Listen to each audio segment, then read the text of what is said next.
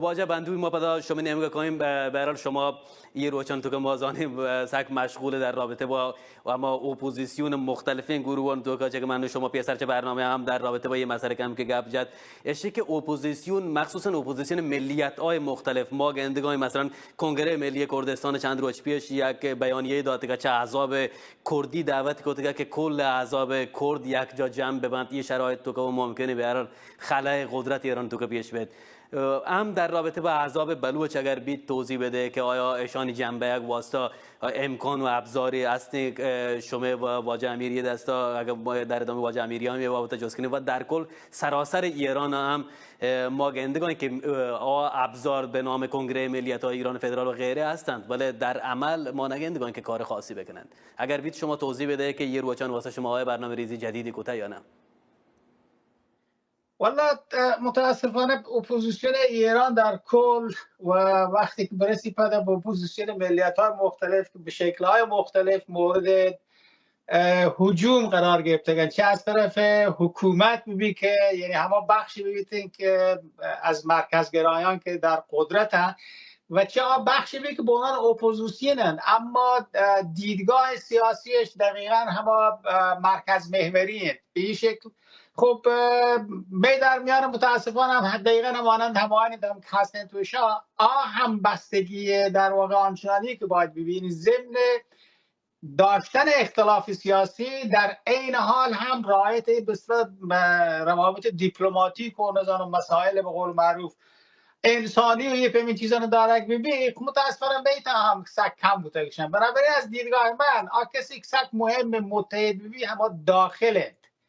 اپوزیسیونی که خارجی تا هسته این اپوزیسیونی که خارجی تا هسته متاسفانه پراکندگی در حد ناامیدی در نتیجه داخل که باید تاکید به سریش یک روی مسائل مختلف منطقه‌های مختلف و به هر حال شخصیت‌های متفاوتی که بوده هستند بین آیانی که بوده داخل بلوچستان این همبستگی بسیار بسیار حیاتی تره تا شکل نظرم فرض کن یک بلوچ فدرالیستی یک بلوچ استقلال طلبی یک بلوچی که نزانم مرکز گیشتر بهایدن یک بلوچی که گیشتر نزانم بلوچستان جنده بایدن شا میتا آهنگت متاسفانه بجنگین گپی ولیش یک واقعیتی که هستین چون اگر بلوچ حقیقت باشه ندانی که می محور می در واقع ختمش کارکنک الان در داخله ایشی که ما اینو نیرو بین در ارتباط باشی که اپوزیسیون بلوچ نزانه 10 نفره دانه 5 نفره دانه 2 نفره دانه 3 دانه نیرو تشی سر بین نشان باشه با این که نباید باش بده همچین جاگاهی که برای عموم جهان داره گوشت دارن توشا ولی می محور الان شیه که ما هر چی توانه همانگو داخل تا نیرو بلی اینو سعی کنیم با احترام گام برخورد بکنیم این سعی کنیم همدیگر تهمت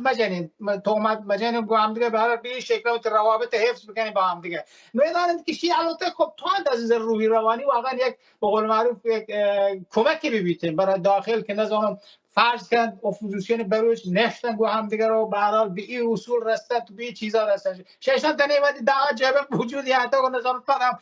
وقتگان تو پروش بودن تو رفتگان تو شین که الان وقتی اند که چه من فدرال خواه بون چه کسی که استقلال خواهی چه کسی که برحال به یک شکل دیگه هستیم ویتی نیرو و بلی در درونه در واقع داخل ایران و داخل بلوچستان اودن در ارتباط با سازماندهی مردم در اودن ویتی نیرو بلی و کار بکنه و برحال چیزا خوشحالی میگم چون چه واقعا یک کسانی که در این رابطه بتواند